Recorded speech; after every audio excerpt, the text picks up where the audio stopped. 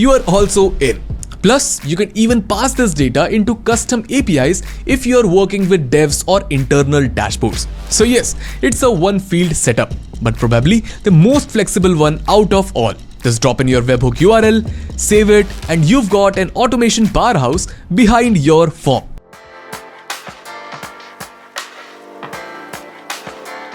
Alright, let's get this show on the road. First things first, we need to install the Next Blocks plugin, and for that, head over to your WordPress dashboard, navigate to plugins, then add new, and here in the search bar, type in Next Blocks. Once you spot it, click on install now, and then hit activate. Set, the free version is now up and running. Now, here's the scoop. The form block is a freemium widget. That means while you get a taste of its capabilities in the free version, to unlock its full potential, you'll need to upgrade to Nexter Pro. And before you doubt a little, trust me, it will all be worth it. At the moment, I'm on Nexter's pricing page. And here you can see that there are different plans available for Nexter Pro. Each plan is designed to cater to various needs. So take a moment to review all the features and determine which one aligns best with your requirements.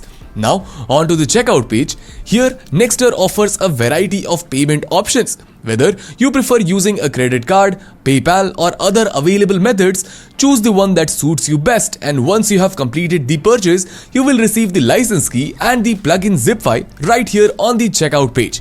Download them and we will proceed to install and activate Nexter Pro onto your WordPress site. Here, simply we'll need to navigate to plugins, then add new and click on upload plugin. Select the zip file and click on install now, and after installation, activate the plugin. Further, to finalize the setup, go to Next Blocks, Dashboard, click on Activate Pro and paste your license key into the activation field and click on Activate. Set. And just like that, we've unlocked the full suite and of course the Next Blocks Pro features. Now, let's activate the form block itself. In your dashboard, head over to Next Blocks, then Blocks, and here you can see a list of all the available blocks. Find the form block, toggle it on, and don't forget to hit on Save Settings. That's it. You're now all set to integrate this powerful tool into your pages and elevate your site's interactivity. Alright, now this one, the name is Webhook, is like the gateway to everything. You can pretty much connect your form to anything on the internet with it.